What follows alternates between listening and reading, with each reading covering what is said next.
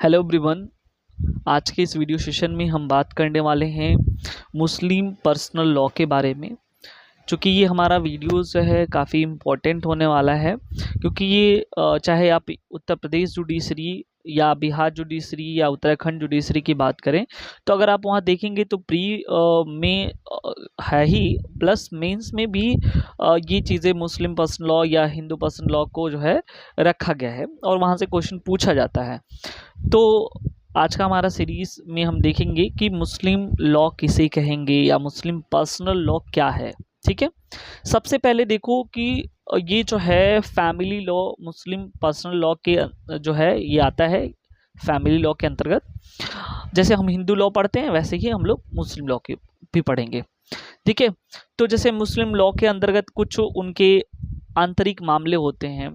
ठीक है, उनके आंतरिक मामले में जैसे विवाह हुआ जिसे उसमें निकाह कहते हैं, उसके बाद उत्तराधिकार संबंधित मामले हैं, चाहे गार्जियनशिप से रिलेटेड मामले हैं। ठीक है, तो ये सब जो है जिस विधि से शासित होते हैं, ठीक है, वो मुस्लिम का जो है पर्सनल लॉ होता है, उसे पारिवारिक मामले माने जाते हैं और उसी से जो है ये शासित होते हैं, यानी कि उसी ये जो है मुस्लिम पर्सनल लॉ मुस्लिम पे ही स्पेशल लागू होता है। ठीक है, अब थोड़ी सी हिस्ट्री के बारे में जान लेते हैं। देखो, सबसे पहले अगर हम देखें तो मुस्लिम या इस्लाम धर्म की उत्पत्ति, ठीक है, वो भारत में नहीं हुई है। इस्लाम धर्म की उत्पत्ति जो है अरब में हुई है, यानी कि जो भी अगर यहाँ पे मुस्लिम हैं, इनका मेन जो ओरिजिन है वो अरब से हुआ है। ठीक है, तो पहला पॉइंट यहाँ पे इस्लाम धर्म की उत्पत्ति कहाँ पे हुई है? अरब से हुई है। और प्राचीन काल में पहले बता दें कि अरब में ऐसी स्थिति थी कि न तो वहाँ पे कृषि योग्य भूमि थी, यानी कि एग्रीकल्चर से रिलेटेड वहाँ पे लैंड नहीं थी, जल स्रोत नहीं थे, बारिश भी नहीं होती थी। ठीक है, वहाँ पे अधिकतर जो है रेगिस्तान थी। तो वहाँ पे ऐसे जगहों पे जीवन जीना कितना कठिन होगा आप समझ सकते हो, जहाँ पे न तो खेती करने के लिए, कृषि करने के लिए उपजाऊ जमीन हो, रेगिस्तान हो, पानी भी ना हो। ठीक है, तो और तो ऐसे केस में आप क्या कर सकते हैं? ठीक है, तो जाहिर सी बात है जो है जीवन जीना जो है सरवाइव करना काफ़ी कठिन हो जाता है। वहाँ के जो मूल निवासी रहते थे, ठीक है, तो उनको बद्दू नाम से जाना जाता था। ठीक है, वहाँ के जो मूल निवासी थे उनको बद्दू नाम से जाना जाता था। ये लोग संगठित नहीं थे, यानी कि जैसे हम लोग रहते हैं एक आपस में जो है ऑर्गेनाइज बना करके, ग्रुप बना के रहते हैं, वो इस तरह से नहीं। मतलब वहाँ पे तो करते क्या थे भाई? संगठित होने का मतलब ये है कि कब एक जगह टिके रहेंगे। जब मान लो कि यहाँ पे कोई भूमि हो जहाँ पे खेती कर सकते हो, ठीक है, अपने गाय भैंस को खिला सकते हो, कमाने के साधन हो, तब ना हम एक जगह से एक जगह रुक करके वेल ऑर्गेनाइज तरीके से रह करके घर बार बना करके रहेंगे। ठीक है, तो वहाँ पे लोग संगठित इसलिए नहीं थे क्योंकि खाने पीने की तलाश में जो है ये एक जगह से दूसरे जगह जाया करते थे भोजन की तलाश में। जहाँ पे उनको मिला वहाँ पे अपना रुक गए और अपना वहाँ पे जीविकोपार्जन किए, फिर वहाँ ख़त्म हो गया, फिर दूसरी जगह वो चले गए। ठीक है, यानी कि एक जगह से दूसरी जगह जो है ये जाया करते थे। ठीक है, उसके बाद जो है व्यापार और पशुपालन दो इनके प्रमुख कार्य थे। तो ये याद रखना कि पहली बात तो ये संगठित जीवन नहीं व्यतीत करते थे और व्यापार और पशुपालन जो है जो उनके मुख्य कार्य थे। ठीक है, उस समय अरब समाज में एकता नहीं थी, वहाँ पे छोटे छोटे कबीले बनाकर रहते थे। यानी कि अगर मान लो हम गए वहाँ पे जहाँ पे तो ग्रुप में चलते थे, सपोज कर लो 2-4 लोग, तो एक जगह मान लो कि जो भी खाने पीने की सामग्री मिली है या काम जो भी मिला है वहाँ पे करते थे और उसके बाद फिर वो दूसरी जगह चले जाते जब वहाँ पे समाप्त हो जाता था। यानी कि जब ये आगे चल कर के ये छोटे छोटे ग्रुप में रहने लगे और कबीला बनाने लगे, जो कबीला होता था उसका जो मुखिया होता था उसे खलीफा नाम से जानते थे। यानी कि कबीले का मुखिया जो है क्या होता था? खलीफा कहलाता था। और वहाँ पे अधिकतर डिस्प्यूट हो जाता, जैसे मान लो एक कबीले वाला जो है दूसरे कबीले से झगड़ा कर लेता था। ठीक है, तो ऐसे में जो क्या होते थे उनके जो प्रथागत नियम थे, कस्टम थे, उसके हिसाब से ही लोग शासित होते थे। यानी कि मेनली जो है प्रथाओं के हिसाब से ही अपना जीवन यापन करते थे। ठीक है, आज अगर हम हिंदू विधि की बात करें तो जो भी लॉ बने हैं वो अलग चीज़ है। ठीक है, लेकिन जो भी प्रथाएं हैं, जो कस्टम्स हैं, जो यूसेज हैं, रूढ़ियाँ हैं, उनमें विधि भी हस्तक्षेप नहीं करता है।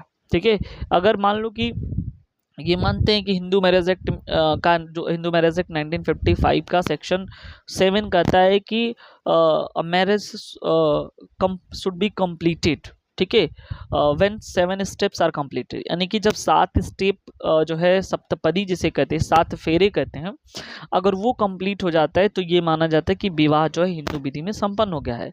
लेकिन बहुत से ऐसे जगह हैं जहाँ पे जो है और तरीके हैं और उनके कस्टम्स हैं और यूसेज है, तो वहाँ पे जो है ये जो है प्रभावी तभी माना जाएगा जब जो है वहाँ पे ये वाला रूल लागू हो। यानी कि कहने का मतलब है जब कभी भी ऐसा होगा कि कोई लॉ जो है रूढ़ी पे रूढ़ी भी है और वहाँ पे लॉ भी है, तो रूढ़ी जो वहाँ पे प्रिवेल करेगी। समझ रहे बात को? तो कहने का मतलब ये है कि वहाँ पे पहले देखो कि पहले तो लोग संगठित नहीं थे, धीरे धीरे संगठित होना स्टार्ट किए तो कबीले में रहने लगे, और कबीले का जो हेड होता था, मुखिया होता था, उसे कहते थे हम लोग खलीफा, ठीक है। अब एक कबीले वाले दूसरे कबीले वाले से झगड़ा करने लगते थे, जाहिर सी बात है, कुछ लेकर के डिस्प्यूट होता था, तो वहाँ पे जो उनके प्रथागत नियम थे वही लागू होते थे, उनसे ही वो जो है वो जो है शासित होते थे। एक और बात जो यहाँ पे समझने वाली बात है कि वहाँ पे जो है रातें जो हैं बहुत ही गर्म होती थी, और जो है जो दिन थे वहाँ पे बहुत काफ़ी गर्म हुआ करते थे, और रातें जो है काफ़ी वहाँ पे ठंडी होती थी, ठीक है। तो एक चीज़ समझोगे यहाँ पे कि जो क्यों ऐसा होता है, अगर आप साइंस के स्टूडेंट हो और थोड़ा बहुत जानते होगे, ठीक है, तो ये जानते हो कि जो गुड एब्जॉर्बर होता है वो गुड रिफ्लेक्टर होता है। कोई चीज़, कोई वस्तु अगर बहुत जल्दी गर्म हो जाती है तो बहुत जल्दी ठंडी भी हो जाती है। समझ रहे हो बात को? तो वही कॉन्सेप्ट यहाँ पे है, जितना तेज़ी से वहाँ पे चूँकि रेत ही रेत है तो वो बहुत जल्दी वो गर्म होता था, तो फिर रात से जो है ऊष्मा का जो उत्सर्जन होता था वो भी बहुत तीव्र गति से हो जाता था, तो पूरी की पूरी कम्प्लीटली अगर ऊष्मा जो है बाहर निकाल दी है तो वो चीज़ें ठंडी हो जाती थी। इसलिए कहा जाता था कि वहाँ पे जो रातें हैं वो काफ़ी ठंडी होती थी, जिस हिसाब से दिन बहुत गर्म होता था, ठीक है।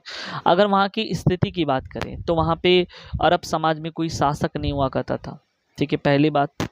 दूसरी बात, सारा खलीफा के कंट्रोल में रहता था, यानी कि जो कबीले का रूल्स है, जो भी चीज़ें हैं वो खलीफा ही करता था। थर्ड पॉइंट है वहाँ पे पत्नी विवाह था। समझ रहे हो बात को? यानी कि जैसे मुस्लिम धर्म में 4 शादियाँ वैलिड हैं, वो तो मोहम्मद साहब के आने के बाद, लेकिन उसके पहले आप कितना भी शादी कर सकते थे। समझ रहे हो? यानी बहुपत्नी तो विवाह जो है वहाँ पे प्रचलित था, ठीक है। तो अगर कोई महिला का पति मर जाता था, ठीक है, तो उसकी पत्नी को प्राप्त नहीं होता था, ये कहा जाता था, ठीक है। अब देखो ये तो बेसिक चीज़ है यहाँ पे। अब थोड़ी सी हम बात करते हैं यहाँ से 571 ईसा पूर्व में, यानी कि 571 पे, जब पैगंबर मोहम्मद साहब का जन्म होता है। पैगंबर मोहम्मद साहब का जन्म मक्का में हुआ था। इनके पिता का नाम अब्दुल्ला था और माता का नाम अमीना था, ठीक है। इनके जन्म जब हुआ तो उस समय इनके पिता की मृत्यु हो चुकी थी। समझ रहे बात को? यानी कि जन्म लेने से, ये जब जन्म लिए उनसे पहले इनके पापा मर गए थे, इनकी अब्बू का जो है जो देहांत हो चुका था। अब इनका पालन पोषण इनके पितामह अब्दुल मुतालिब और चाचा जो है अब्दुल तालिब, ये दोनों नाम आपको याद रखने हैं। पितामह अब्दुल मुतालिब और चाचा जो है अब्दुल तालिब ने इसका जो है पालन पोषण, यानी इनका जो है पालन पोषण किया। फिर बाद में कुछ समय बाद जो इनकी जो माता थी उनकी भी मृत्यु हो जाती है। तो जब ये मोहम्मद साहब 13 वर्ष की आयु में थे तो अपने चाचा के साथ जो है काफ़ी इन्होंने टाइम बिताया। अब चूँकि चाचा तो व्यापारी थे, ठीक है, वहाँ पे बेसिकली मैंने पहले डिस्कस किया है कि जो भी कमाने का जरिया था, या तो वो पशुपालन करते थे, नहीं तो वो व्यापार करते थे एक जगह से दूसरी जगह जाने के लिए। तो जब ये 13 वर्ष की उम्र में थे तो अपने, यानी कि अब्दुल तालिब के साथ जो है कि व्यापार में काम बटाने लगते थे, ठीक है, और एक जगह से दूसरे जाते थे। तो जब ये जाते थे तो लोगों के वहाँ पे समस्याओं से काफ़ी ये परिचित हो चुके थे, क्योंकि वहाँ पे जिस हिसाब से मुस्लिम इस्लाम धर्म था, वहाँ पे जो है काफ़ी दिक्कतें थी, ठीक है, बहुत सारी जो है कुरीतियाँ फैली हुई थी उस टाइम में। तो ये काफ़ी जो है दुखी हो जाते थे, इनका मन दुखी हो जाता था जिस हिसाब से स्त्रियों की दशा थी उस समय, ठीक है। तो ये लेकर के हमेशा जो है जो समस्याएं थी अपने चाचा अब्दुल तालिब से काफ़ी डिस्कशन करते रहते थे कि क्यों ऐसा हो रहा है, क्यों लोग ऐसे कर रहे हैं महिलाओं के साथ, तमाम चीज़ें थी। आगे चल कर के देखो ये जो है इनका विवाह जो है एक फाज देखो क्या हुआ कि इनको काम मिला, ठीक है, यानी कि मोहम्मद साहब को फिर एक जगह काम मिला, एक विधवा थी फाजिदा, ठीक है, तो फाजिदा के घर ये काम करने लगे, ठीक है।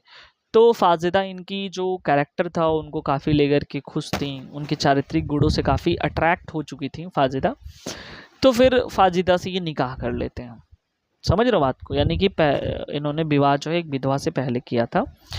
फाजिदा से 4 पुत्रियां जन्म ली, ठीक है, फाजिदा से टोटल जो है 4 पुत्रियां जन्म ली, और उसमें से सॉरी 4 पुत्रियां और 2 पुत्र जन्म लिए, यानी टोटल 6 लोग जन्म लिए, ठीक है।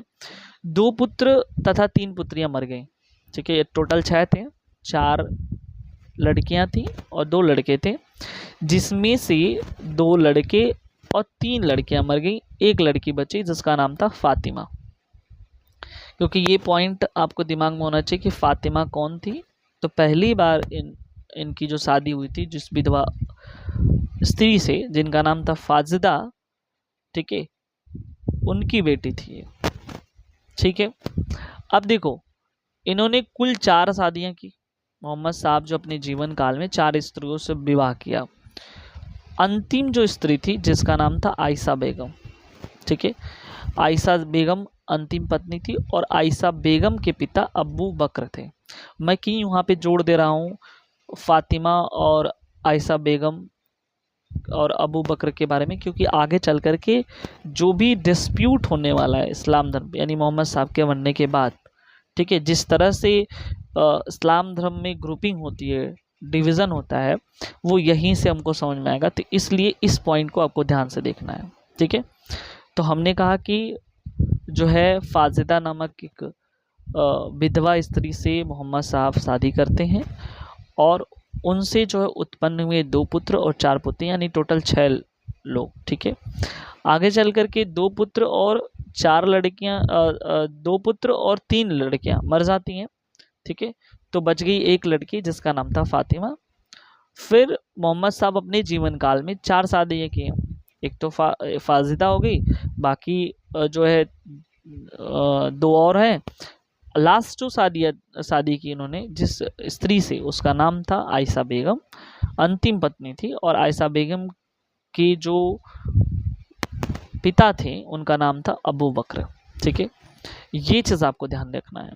जब ये 25 वर्ष की अवस्था में थे, ठीक है, तो क्या हुआ कि ये जो है अधिकतर देखो भेड़ को भी चराने ये जाया करते थे, ठीक है, क्योंकि काम भी करते थे और भेड़ों को चराते थे। तो वहाँ पे देखो जब जाते थे तो छाँव ढूंढते थे, यानी कि काफ़ी ज़्यादा वहाँ पे धूप होता था, तो एक गुफा था जिसका नाम था हीरा। तो हीरा नामक गुफा में जा कर के जो है वो छाँव में बैठ जाते थे, बाकी जो उनकी भेड़ बकरियाँ थी वो चरती रहती थी, ठीक है। तो वो हीरा नामक गुफा में जा कर के बैठ जाते हैं, और उसके बाद जो है सोचते रहते हैं अरब समाज के बारे में, अरब समाज में जो कुरीतियाँ हैं उसके बारे में, कैसे इसको दूर किया जाए, तमाम चीज़ें थी इनके दिमाग में, जो है काफ़ी उथल पुथल मचा रखी थी, ठीक है। तो 25 वर्ष की अवस्था में ये उस समय हीरा नामक पहाड़ी पर या गुफा में जाया करते थे, और अरब समाज की समस्याओं के बारे में जो है ये चिंतन करते थे, ठीक है। 40 वर्ष की उम्र में जो है क्या हुआ कि जब ये 40 वर्ष के करीब हुए तो अल्लाह का एक दूत जिब्राइल ने इनके कान में कहा, देखो उस समय क्या, जिब्राइल एक तरह का कीड़ा है, ठीक है, उड़ता है, तो ये जब जाते थे वहाँ पे चिंतन करते थे तो वो आता था उड़ते हुए, ऐसा कहा जाता है, बुक में लिखा हुआ है। तो वो कानों में इनके कहता है, क्या कहता है वो चीज़ समझो, पढ़ो रबी का नाम लेकर, ठीक है, जिसने तुमको रक्त के थक्के से बनाया है और तुम्हें जो है ज्ञानी बनाया है। देखो ये बात आकर के कहता है, पढ़ो रबी का नाम लेकर जिसने तुम्हें रक्त के थक्के से बनाया है और वही तुम्हें ज्ञानी बनाया है, ठीक है।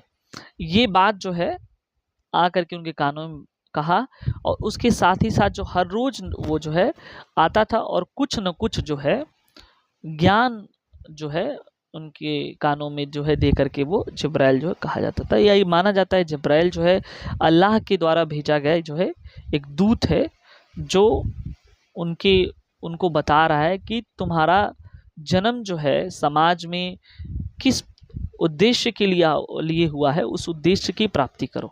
ये बात जो है यहाँ पे बता रहा है। ठीक है, मुस्लिम धर्म में कुरान जो है काफ़ी इम्पोर्टेंट है, और कुरान को माना जाता है अल्लाह के द्वारा प्रकट किया गया शब्द है। कुरान को जो है कहा जाता है कि अल्लाह के द्वारा जो है ये प्रकट किया शब्द का संकलन है। इसलिए मुस्लिम धर्म में कुरान जो है एक पवित्र ग्रंथ के रूप में माना जाता है। जैसे ईसाई लोग जो है बाइबिल को मानते हैं, हम लोग हिंदू धर्म में जो है रामायण और महाभारत को मानते हैं, उसी तरह से मुस्लिम का ग्रंथ जो पवित्र ग्रंथ है वो कुरान है, और माना जाता है अल्लाह के मुखार बिंदु से निकला हुआ शब्द का ये संकलन है। ठीक है, तो मोहम्मद साहब को अल्लाह का अंतिम रसूल या नबी माना जाता है। देखो, ऐसा नहीं है कि मोहम्मद साहब पहले नबी थे। नबी का मतलब होता है अल्लाह के द्वारा भेजा गया दूत।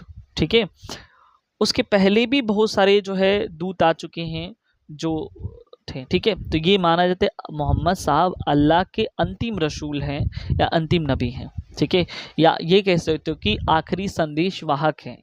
ठीक है, इसके बाद कोई और जो है इस्लाम धर्म में जो है अल्लाह के द्वारा कोई नबी नहीं भेजा गया। ठीक है, ये ऐसा माना जाता है। ठीक है, और उसके बाद जो है अब देखो यहाँ से आगे क्या कहते हैं, अगर कोई व्यक्ति कुरान से शासित होता है, क्योंकि मुस्लिम धर्म में अधिकतर कुरान के नियमों का ही पालन किया जाता है, तो कुरान से शासित होता है तो उसे शरीयत कहते हैं। अब देखोगे अधिकतर आए दिन कुछ न कुछ जो है कोई डिस्प्यूट होता है तो बोलते हैं हमारे शरीयत कानून में ऐसा नहीं है, या इस तरह से है। तो शरीयत कानून का मतलब वो ये हुआ कि मुस्लिम धर्म जब कुरान से शासित होते हैं, कुरान विधि उन पे लागू रहता है, तो उसे शरीयत या शरीयत कानून कहते हैं। ठीक है, अब देखो यहाँ पे जो है जब मोहम्मद साहब को इस ज्ञान की प्राप्ति हुई, तो मोहम्मद साहब जो है मक्का में लोगों को इकट्ठा करके ग्रुप बना करके लोगों को बताने लगे कि इस तरह से करना चाहिए, समाज में इस तरह से रहना चाहिए, यानी कि अच्छी अच्छी बातें बताने लगे, उपदेश देने लगे। ठीक है, तो वहाँ पे जो है कह रहे कि मक्का में समाज में जो भी लोग थे एक तरीके के नहीं थे। कुछ लोग वहाँ पे जो है मूर्ति पूजा करते थे, कुछ लोग प्रकृति की पूजा करते थे, कुछ लोग नास्तिक थे, यानी कि अलग अलग टाइप के लोग थे। इसी बीच जो है मोहम्मद साहब संदेश अपना देने पहुँचते हैं, और उसके बाद कुछ ग्रुप वाले, कुछ समूह वाले जो है मोहम्मद साहब पर अटैक कर देते हैं, यानी कि आक्रमण कर देते हैं। ठीक है, और जिससे जो है मोहम्मद साहब किसी तरह से जो है अपनी जान बचा करके जो है वहाँ से मक्का से जो है वो भाग करके जो है मदीना चले जाते हैं 622 ईस्वी में, यानी कि 622 में जो है मक्का से वो मदीना करते हैं, यानी कि पलायन कर जाते हैं। मक्का से मदीना जाना ही हिज्र कहलाता है। ठीक है, हिज्र का मतलब होता है पलायन करना, यानी कि जब वो मक्का से मदीना चले गए तो उससे ही क्या कहा जाता है, हिज्र कहा जाता है। और वहीं से जो है इनकी हिजरी संवत की उत्पत्ति होती है, यानी कि देखो मक्का से मदीना चले गए तो उसे ये जो चले गए हैं, पलायन हो गए, ठीक है, इसे हिज्र कहते हैं। और वहीं से उसी समय से जो है हिजरी संवत की शुरुआत होती है।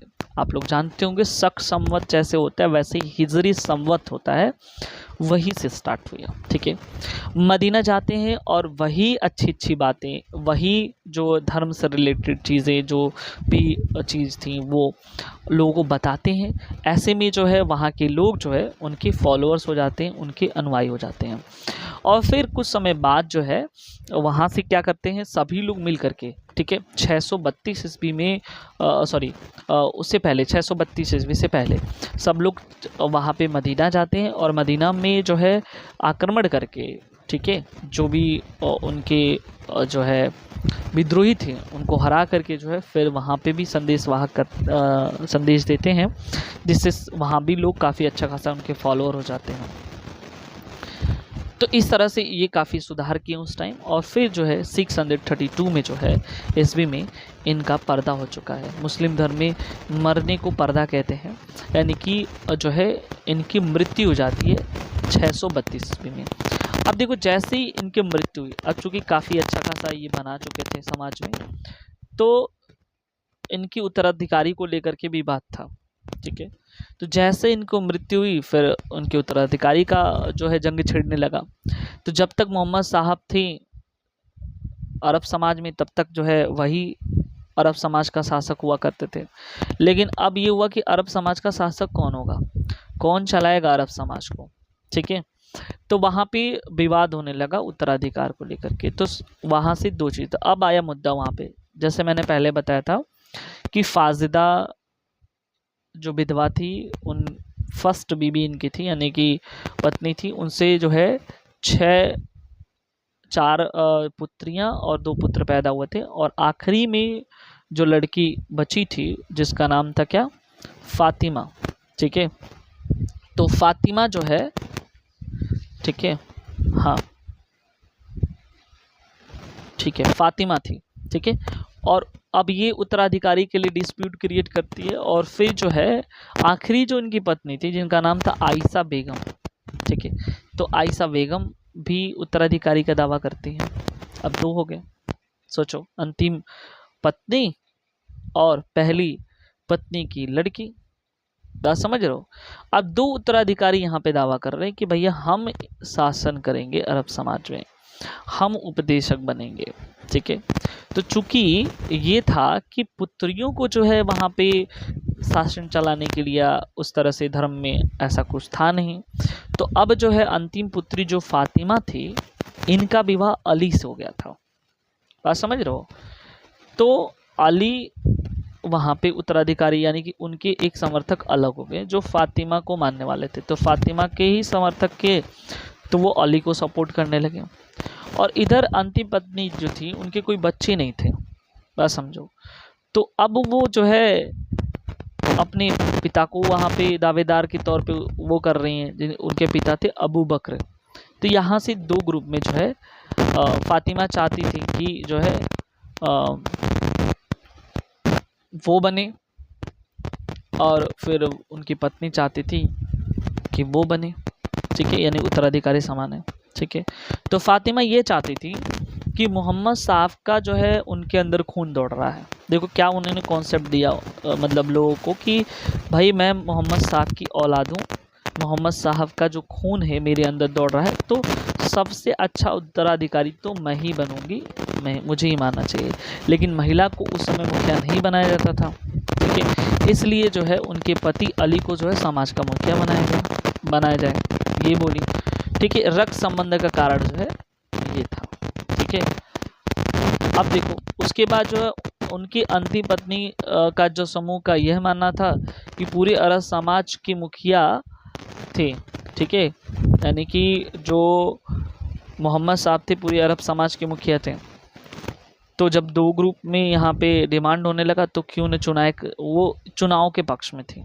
ये ऐसे कह लो कि जो उनकी लास्ट पत्नी थी जिनका नाम था आयशा, ठीक है, वो चाहती थी कि चुनाव हो, और चुनाव में जो है जो सबसे ज़्यादा जिनके पक्ष में लोग हों, जिनके पक्ष में ज़्यादा वोटिंग हो, वो जो है मुखिया हो अरब समाज का। ठीक है, तो आगे चल कर के चुनाव हुआ, और चुनाव के बाद जो अबू बकर को जो है, यानी कि आयशा बेगम की जो पिता थे अबू बकर, उनको जो है अरब समाज का मुखिया बनाया गया।